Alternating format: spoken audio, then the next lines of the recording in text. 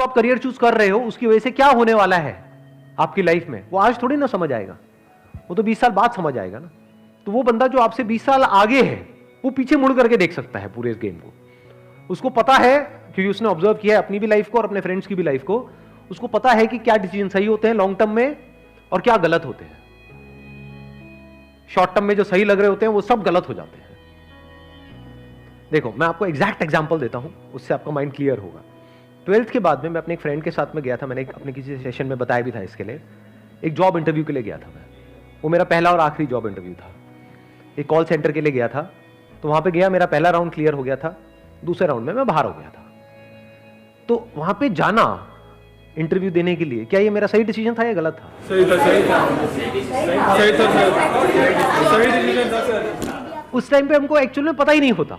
ये तो मुझे आज पता है कि वो मेरा सही डिसीजन था या गलत था, वो मैं आज आपको बता सकता हूं। उस टाइम कैसे बताता? उस टाइम तो सही था, या ये कह लो उस टाइम मुझे सही लग रहा था। मैं वहां गया और पहला राउंड मेरा क्लियर हो गया, तो मुझे कैसा लगा? उसके बाद में कैसा लगा होगा? बहुत सही लगा कि हजारों में से कुछ 100-200 सिलेक्ट हुए, उसमें मैं आ गया। दूसरे राउंड में जब बाहर हो गया तब मेरे को कैसा लगा होगा? बहुत गुस्सा आया होगा।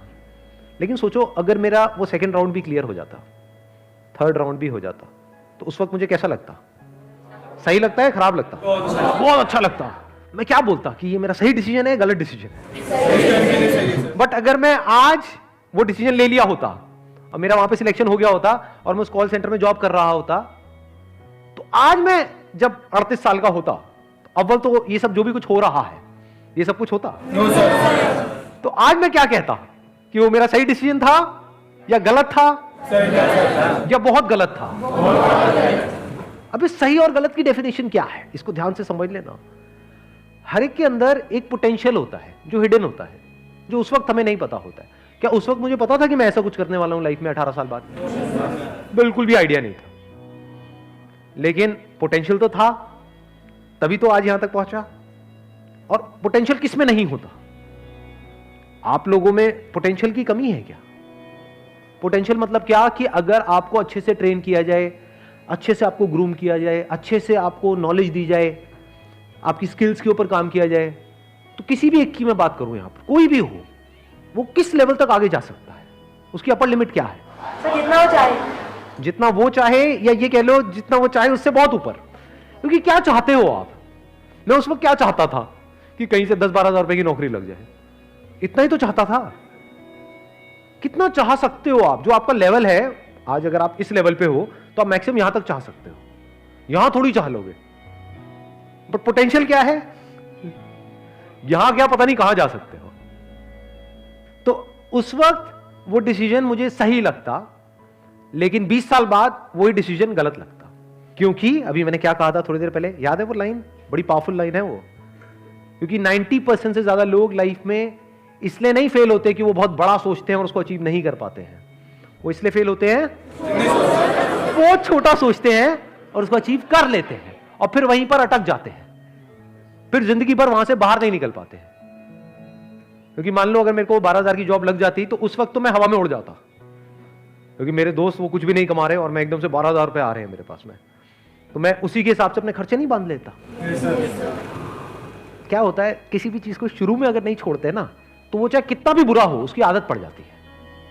सिगरेट में भी ऐसी होता है, दारू में भी छूटता है तो शुरू में छूट सकता है।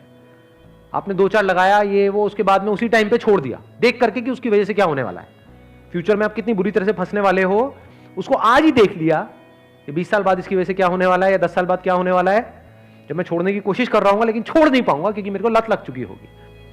ऐसी करियर में होता है कि आज आपको देखना पड़ता है कि जो मैं आज कर रहा हूं उसका 20 साल बाद मेरी लाइफ पे क्या असर होने वाला है।